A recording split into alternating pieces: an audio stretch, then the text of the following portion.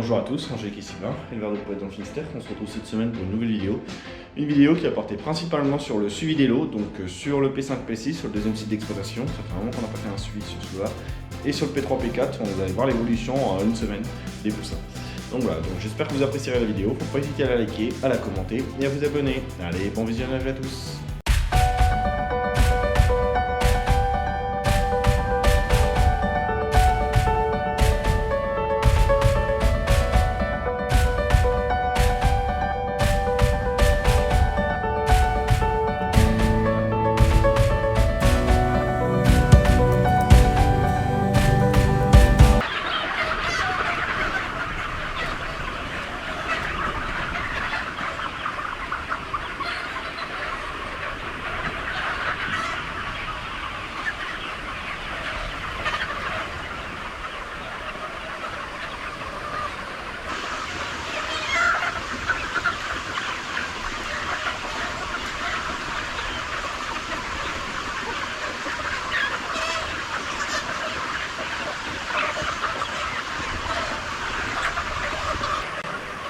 On se retrouve aujourd'hui, en ce vendredi 9 mars, dans le P6.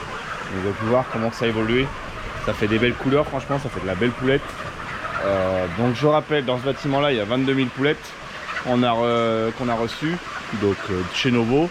Donc il y a, je me rappelle bien, il y a 5 souches différentes. Donc il faudra regarder la première vidéo quand je présente le lot. Je me rappelle plus exactement ce qu'il y a. Je sais qu'il y a de la 477, ouais. Il y a de la Sussex, il y a de la BBF, voilà. Il y a plein de sous, je me rappelle plus trop exactement, donc il faudra regarder pour ceux qui veulent savoir. Donc franchement là ça fait de la très belle poule. Ça mange très bien. Le petit bémol qu'on a, c'est que justement ça mange très bien. Et on a un souci, ça va pas assez vite au fond. Donc là on a rajouté énormément de temps, sauf que celles-là sont très lourdes, ces poulettes là. Et au fond elles sont assez légères. Et en fait pour faire de la fermière comme ça, il faudrait plus de matériel. Ce que je vois dans le bâtiment, le P1, sur le premier site d'exploitation, sur le site principal, eh bien on n'est pas embêté parce qu'on a 4 chaînes et on n'est pas embêté avec ça, que l'aliment va passer vite au fond. Et là je trouve qu'on est un petit peu embêté, vu que ce parc là, le parc du milieu où je me trouve, a mangé énormément. Donc le temps que l'aliment arrive là-bas, des fois ça peut créer de la compétition et des risques d'étouffement. On en a eu un il y a une quinzaine de jours. Un matin que ça arrivait, ça allait pas assez vite l'aliment, donc elles avaient très faim, donc elles se sont étouffées au bord de la séparation. Donc c'est pour ça, c'est des petites choses à peaufiner, je pense. Là j'ai remis énormément de temps par rapport à des lots d'habitude. Ça tourne 40 minutes le matin et environ une demi-heure l'après-midi. Et là pour vous dire, quand c'est de la poule rouge ou blanche d'habitude, et là je suis à 1h30 le matin de repas et 1h15 l'après-midi, hein. Donc c'est énorme, elle mange presque 3 heures de temps. Il y a un gros vide mangeoire pourtant, mais voilà. Mais bon, c'est comme ça. C'est de la fermière, ça fait de la grosse poule, tout, mais c'est autrement, ça fait c'est des lots très calmes. Là j'ai augmenté énormément d'intensité pour que vous voyez bien les poulettes, comment elles évoluent. Et donc c'est pour ça, même là, elle s'en fiche complètement que j'ai augmenté l'intensité, hein. Elles sont calmes, elles bougent pas, voilà. Donc voilà, petit retour par rapport au peigne à moineau que j'avais essayé. Franchement c'est le top. Il y en a, on va dire, il n'y a pas un poussin qui a passé. Là on a quelques zucs qui ont passé, c'est quand on a ouvert la porte qu'elles nous ont échappé des fois. Donc il y en a 4-5, franchement c'est rien par rapport au P1 ou au P5. Vous verrez tout à l'heure avec Angélique. Mais franchement ça a un peu plus passé. Mais là les peignes à moineau, franchement c'est le top. Je te remercie encore Ben, franchement voilà, c'est génial. Donc voilà, voilà. Autrement quoi dire, on est au-dessus de la courbe de poids pour ce lot là. Comme je disais, celle du fond on est un peu plus haut, on est un peu plus légère, mais elles vont rattraper leur retard, c'est pas trop méchant. Voilà. Après, état de la litière, vous avez vu, c'est de la poussière. C'est pas du tout croûté, pourtant c'est des bâtiments humides l'hiver. Et franchement, même au niveau chauffage, on a fait du gain de chauffage pour moi, parce que les Miscanthus captent énormément la chaleur et ils se plaisent énormément dedans. Donc elles grattent et elles se mettent dedans au chaud. Donc quand elle était poussin, franchement c'était le top. Donc on a fait des économies de gaz un petit peu. Donc voilà, un très bon, pour moi c'est un très bon produit. Affaire à suivre dans les mois à venir, savoir comment qu'on fait, si on continue qu'avec ça ou pas, à voir. Donc voilà, moi aujourd'hui je reviens parce que je sais pas si vous voyez, hop, les petites bourriques se perchent sur les chaînes. On avait une clôture qui marchait très bien d'habitude, et là je suis embêté, elle se perche partout, donc j'ai mis 2 clôtures. J'ai mis une clôture pour la pipette, que pour les pipettes, et j'ai mis une seconde clôture pour les chaînes. Parce que même si ça leur pétait sous les pattes, à rester dessus, ces petites bourriques. Donc là j'ai un souci, ça doit toucher quelque part. Donc c'est pour ça. Je vais remettre bien rebrancher tout ça au niveau de les clôtures, et après on verra. Comme ça au moins elles se percheront plus sur les chaînes, parce que mine de rien ça fait quand même de la grosse poule. Ça fait un poids, donc on n'a pas une charpente super solide. Donc j'ai pas trop envie de voilà, que ça tombe. Je vais vous laisser maintenant avec Angélique sur le deuxième bâtiment, dans le P5. On va vous faire un petit point sur ce lot là.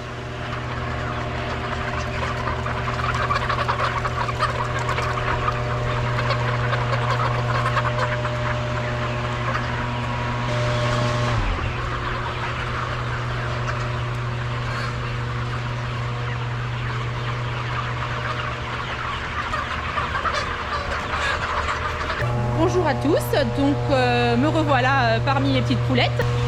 Donc vous me voyez moins parce que je suis moins sur la ferme, parce que j'ai pris un 50% à l'extérieur. Nous sommes dans le P5 aujourd'hui.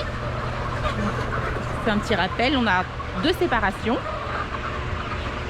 C'est des poulettes fermières, donc elles sont très jolies. On a différentes couleurs.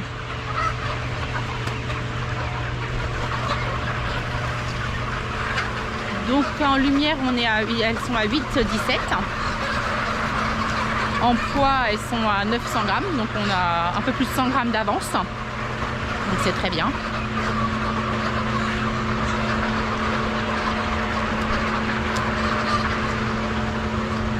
Donc là, je fais mon petit tour comme tous les matins. Je vérifie si tout va bien.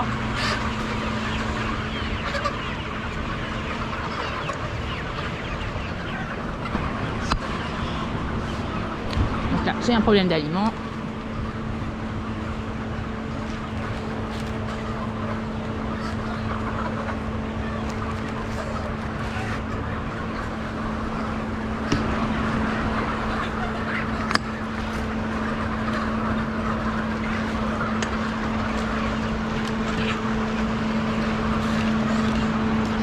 Vous voyez, des fois, il y a un peu de problème dans les dans les parcs. Elles ont passé en travers quand elles étaient petites, donc là, il y aura du mélange à faire. Du tri à faire quand elles vont partir.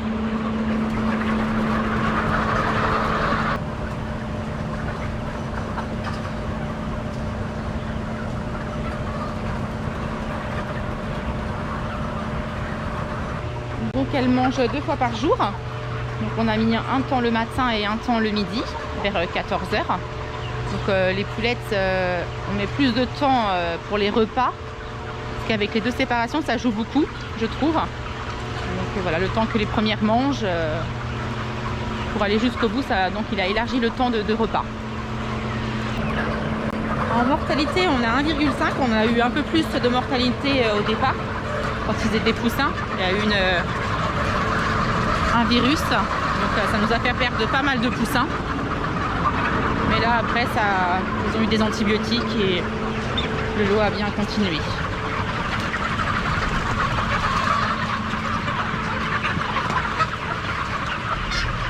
Vous voyez, ça fait vraiment de la super grosse poule. La fermière est toujours un peu plus doudue. Ça change d'avoir des belles petites poulettes comme ça colorées.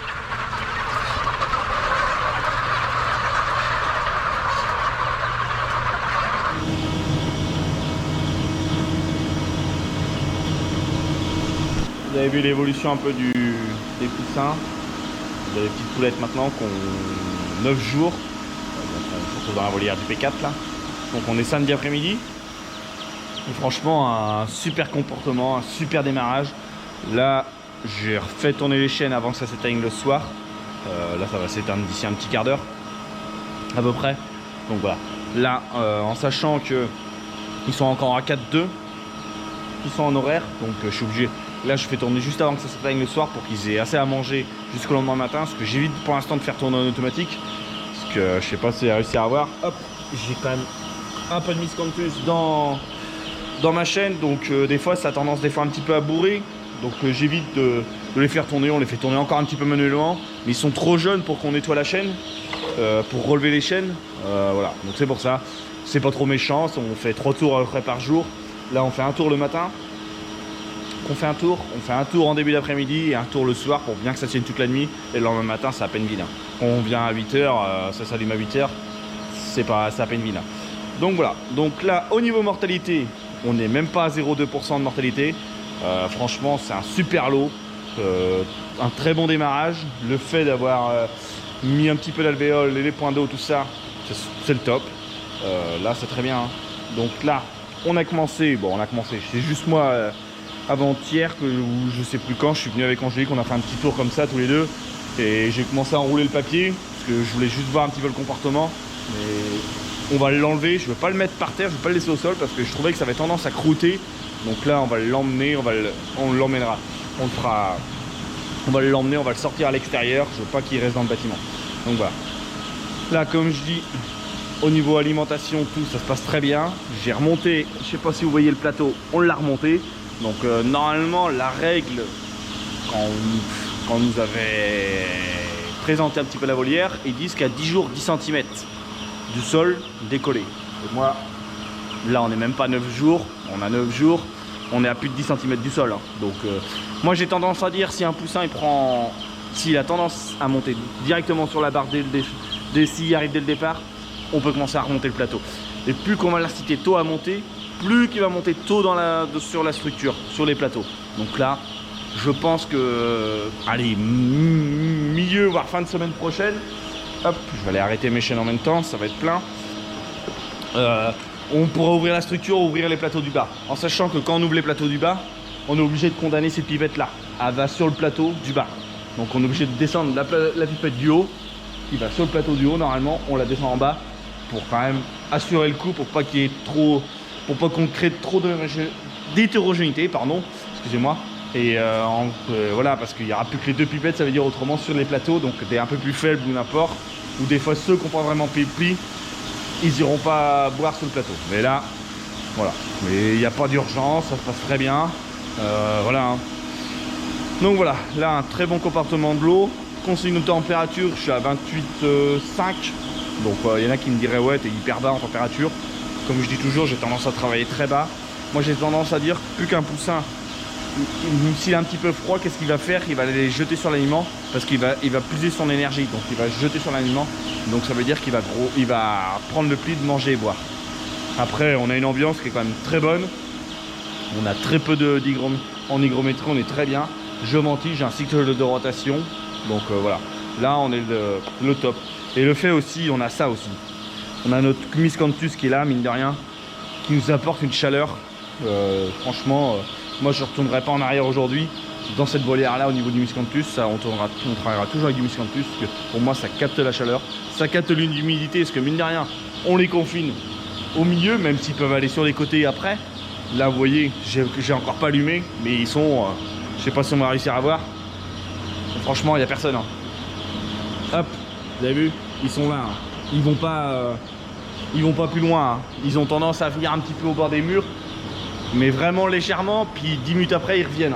Donc voilà. Là, je sais pas si vous voyez, au loin, il y a le canon à gaz qui va tourner, qui tourne plutôt, et le ventilo qui se met à tourner parce que voilà, c'est la régénération de l'air. Peut-être aussi le cycle au niveau il y a peut-être un petit peu trop d'humidité. Mais voilà, c'est pas trop méchant. Donc voilà, donc franchement un très bon comportement de l'eau. Maintenant affaire à suivre, faut voilà, continuer à les aider un maximum avec ce qu'ils mangent, tout. Les prochains travaux que ça va être, comme je disais, ça va être d'enlever le papier de démarrage sur les 2 plateaux. Ça va être, il n'y a pas d'urgence, j'attends toujours un petit peu, comme ça, quand ils sont un peu plus hauts, c'est moins fatigant pour nous, on n'est pas obligé de se pencher au niveau du dos, tout ça, ça nous tire moins. Ça va être d'ouvrir la structure au niveau des plateaux, mais ça va très vite. Après, ça va être de vider la chaîne, nettoyer la chaîne, mais ça c'est pareil, ça va assez vite. On la vide bien, je la fais tourner et on passe un coup qu'elle a tourné, on passe, hop, on la tire, il y en a un qui la tire et l'autre qui passe le petit coup de balayette dedans pour bien enlever tout le miscanthus et après on est tranquille. Mais ça, on fera ça que quand la pipette, la chaîne, pardon du mot, quand la chaîne on commencera à la monter. Quand elle sera décollée du sol, ils n'en mettront plus dedans. Quand ils arriveront à manger dedans, quand ils arriveront à manger sans aller dedans, on pourra dire qu'on pourra nettoyer la chaîne. Après, c'est pas dérangeant le miscanthus, hein. Franchement, je sais pas si vous avez réussi à voir. Vous avez vu, il passe. C'est pas dérangeant. Et en sachant que mes débits d'aliments sont pas à fond. Donc je mettrai mes débits d'aliments à fond, ça gênerait encore moins. Donc voilà, franchement, un super comportement de l'eau, faut que ça continue comme ça. Voilà, maintenant, c'est le top. On va se retrouver sur le deuxième volière, sur la volière du P3, pour faire le point aussi du lot.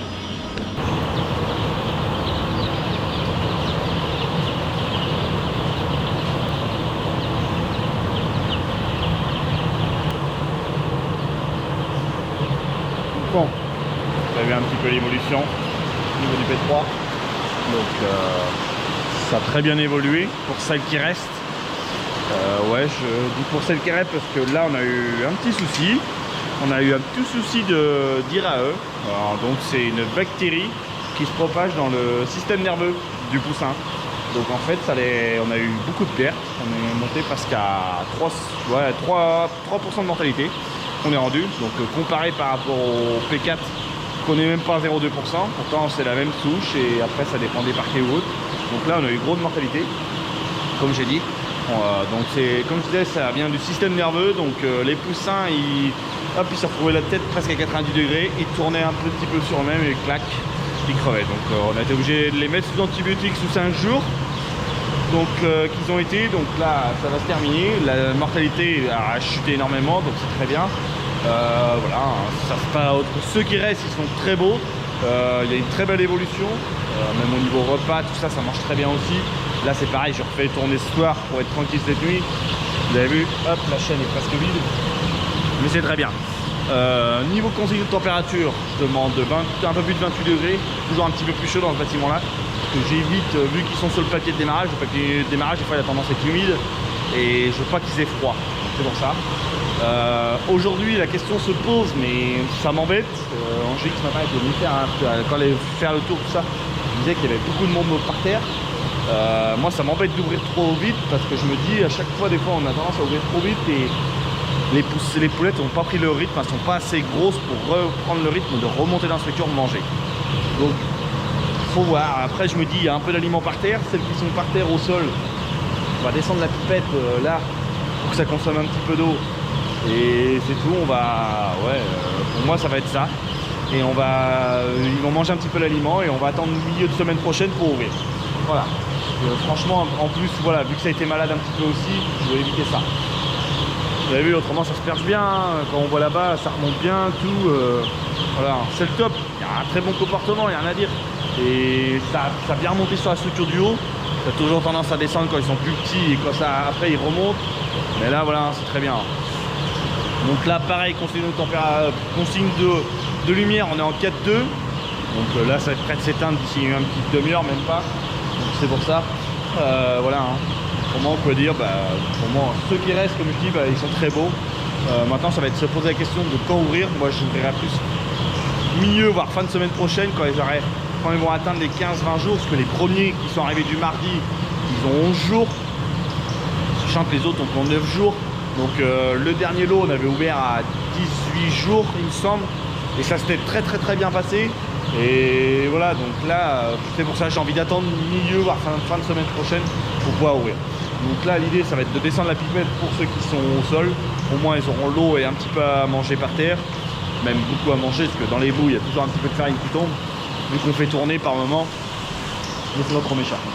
Donc voilà, donc franchement, voilà, autrement un très bon comportement, tout, c'est très bien. Faut que ça continue. C'est dommage qu'il y ait eu cette bactérie là, parce qu'autrement ça aurait super bien démarré, ça aurait fait comme dans le P4. Mais bon, ça on n'y peut rien, c'est comme ça. C'est le risque de travailler avec du vivant. Donc voilà, on va faire un petit point au niveau de l'exploitation à l'extérieur. Bon, vous avez vu un petit peu l'évolution des poulettes, autant dans le P5, P6 sur le deuxième site d'exploitation que ici sur les deux volières. Voilà, là une très belle évolution, c'est très bien. Lui, je me retrouve auprès du micro-tracteur. Il est réparé, ça y est, ça marche. C'était juste une fiche qui faisait le con au niveau d'une pièce. Que quand j'avais appelé la personne où on avait acheté le tracteur, voilà, il m'a conseillé, il m'a dit ah, ça se trouve c'est la pièce qui fait le con. Donc en fait, en touchant un peu la pièce, j'ai entendu un petit clic et en fait je me suis rendu compte que c'était ma fiche qui était, voilà, qui était usée, qui avait pris avec les vibrations, par moment faisait contact et par d'autres non. Donc j'ai changé la fiche, tout, et maintenant il démarre, tout, il s'arrête, tout, c'est impeccable. Donc j'y ai fait une révision complète, j'ai vidangé autant l'huile moteur que mince, le liquide de refroidissement. Le pont je l'ai pas fait parce que quand on avait changé l'embrayage, voilà, j'avais pas besoin de le faire, donc c'est pour ça. Là, tout est fait, il est prêt à repartir. Il reste, hop, tu vois, il reste pas grand chose à faire. Je voulais redresser un petit peu le capot, tout, vu qu'il avait eu un petit côme, tout ça, quand on l'avait viré, tout ça, donc c'est pour ça. Je voulais refaire tout ça. Après un petit coup de lavage, le désinfecter, et il sera prêt pour les cages, donc ça sera le top. Donc voilà, une bonne chose de faite. Maintenant, on va pouvoir s'attaquer sur le Tedesco, à y faire l'entretien aussi, et mettre les phares à LED pour qu'il soit tout beau. Et je pense pas qu'on va s'attaquer à la peinture. On verra si on a le temps ou pas. On va rester là-dessus pour cette semaine. Donc j'espère que vous avez apprécié la vidéo. Donc faut pas hésiter à la liker, à la commenter et à vous abonner. Allez, ciao!